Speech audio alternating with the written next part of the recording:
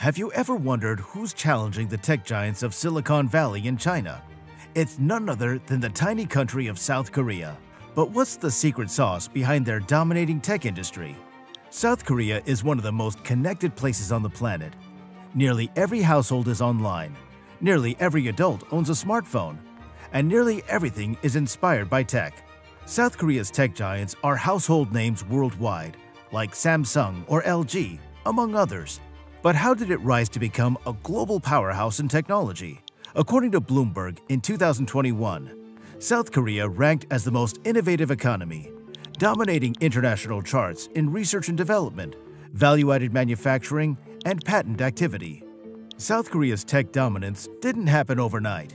It's a tale of innovation, determination, and strategic planning. So, let's find out more.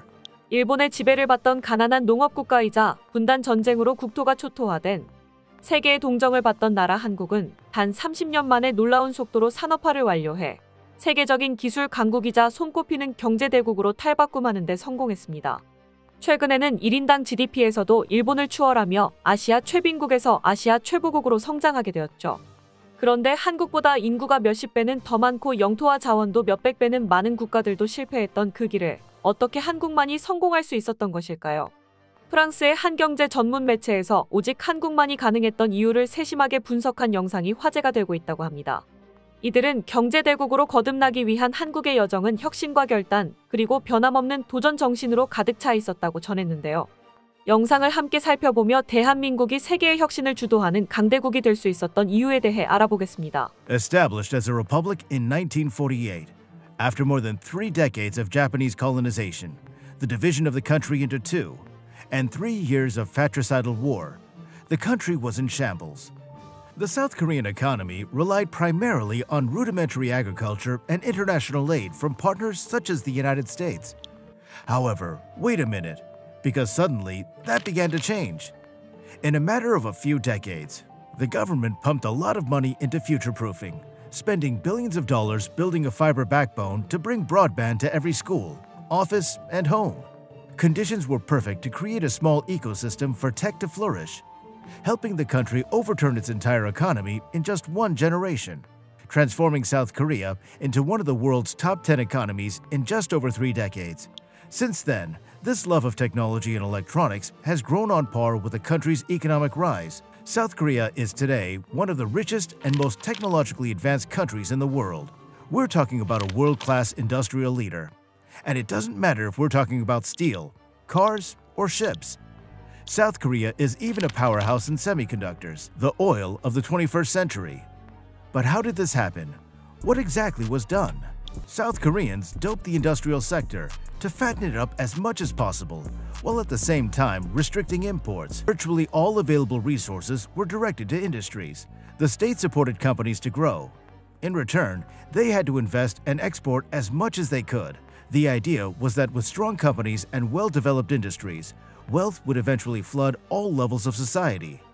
The plan was to become a mega factory for the rest of the world, while the only thing was to boost exports, so the state did practically everything they could. But not only did it provide cheap financing, but also a lot of fiscal and regulatory aid. For example, companies that exported had all kinds of benefits, like profit tax reductions, tariff exemptions, foreign currency loans, and even export insurance paid for by the state. And not only that, imagine they needed to build a new factory or a road. No problem, the state took care of the expropriations and everything else that was needed. It was an open bar in exchange for investing, producing, and exporting. Despite being a poor country heavily reliant on international aid, South Korea's industrial sector was boosted through strategic moves by the government. 부패한 개개인의 부를 쌓기 바빴던 다른 후진국들과 달리 한국은 국가의 모든 자원을 산업에 투입하여 기업을 성장시키고 수출 증대를 목표로 한 경제 구조를 만들었습니다. 가난한 나라에서 탈피하기 위해 한국을 세계의 공장으로 만든 것이었는데요. 정부가 주도하는 경제 발전 정책은 탈이 없는 것은 아니었으나 빠른 시일 내에 확실한 성과를 보여주었습니다. That the government's investments in development were paying off. Big corporations such as Samsung, Kia, Hyundai, or the chaebols, and local universities now could launch exciting innovations that would be affordable and accessible for millions, both locally and abroad. Giants like the Samsung Group, The Hyundai Group and the Lotte Group for decades were tremendously favored by the state, while they manufactured practically everything. Samsung manufactured air conditioners, smartphones, televisions, microchips, and refrigerators. They even produced ships. For example, to give you an idea of what we're talking about, the Samsung Group alone still accounts for more than 10% of South Korea's GDP. Yes, I know it's crazy, but that's it. I can imagine what you're thinking. What an unfair system. Well, yes, but at least they achieved one thing. They reduced poverty a lot. People stopped working in the fields and started working in factories, which, although they were paid badly, meant they earned more money than planting rice and cabbage. And so, while in 1965, more than 40% of the population was considered extremely poor, this percentage had dropped to about 9.8% by 1981. Yes, they did that, although this wasn't solely driven by industrialization. While industrialization played a significant role in lifting many out of poverty by providing jobs, social programs and initiatives like the National Basic Livelihood Security Act and productive welfare also contributed to poverty reduction, addressing various societal needs beyond the economic realm. 한국의 경제 발전이 다른 나라와 달랐던 점은 모두가 잘 사는 나라를 만들겠다는 목표가 흔들리지 않았다는 것입니다. 한국식 모델을 적용해 반짝 경제 성장을 이루어낸 나라들이 부패로 인해 다시 굴러떨어진 것과 달리 한국은 계속해서 성장할 수 있는 원동력을 유지할 수 있었습니다. 그리고 또 한 가지, 한국은 변화와 혁신을 두려워하지 않았다는 것입니다. The 1980s and 1990s did bring about many changes. One significant change through the new leadership was that the country abandoned protectionism and foreign capital started pouring in like there was no tomorrow. And with the opening up, South Korean companies also had to invest a lot more in innovation. Thanks to its thriving industries and policies, South Korea went from being a poor country to joining the group of 20 leading industrial nations, known as the G20. Fast forward to today, Korea's big companies still lead in research and development. In 2014, private enterprises contributed a whopping 49.2 trillion won out of a total 63.7 trillion won spent on R&D, with over half of that going towards basic research. According to Bloomberg, last year, South Korea drew a record amount of foreign direct investment in a sign of growing bets on its technology sector. About $18.8 billion of funds flowed into South Korea in 2023, a 3.4% increase from a year earlier, with the electronics sector accounting for $3 billion of the total.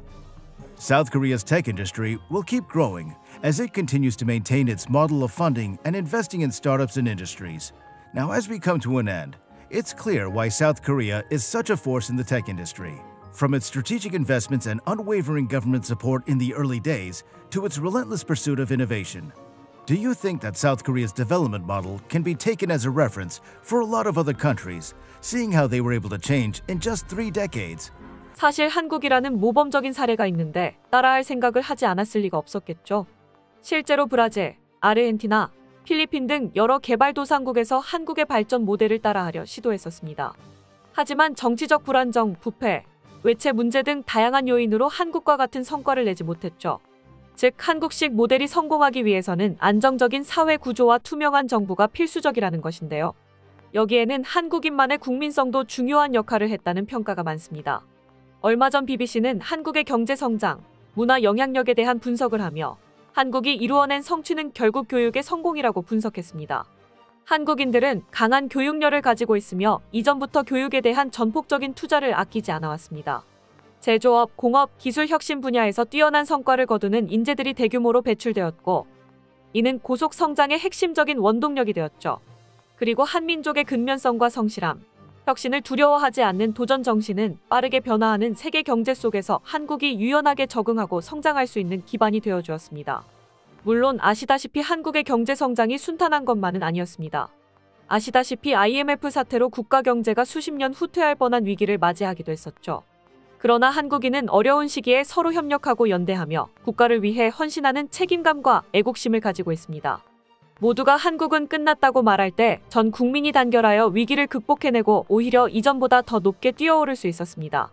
이처럼 한국의 경제 성장은 단순한 정책적 결정뿐만 아니라 국민성에 뿌리내린 협력성과 성실성이 뒷받침되었기 때문에 가능한 일이었습니다.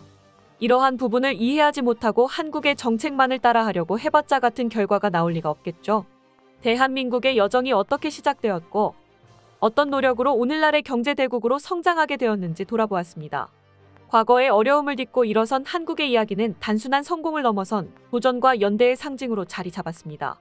이러한 성과는 한국인들에게 자부심을, 세계에는 영감을 주고 있습니다. 지금까지 대한민국이 이루어낸 성취에 부끄럽지 않도록 도전과 혁신을 멈추지 않고 이어나가길 바랍니다. 끝까지 시청해주셔서 감사합니다. 도움이 되셨다면 좋아요를, 다른 이야기도 궁금하시면 구독을 눌러주세요.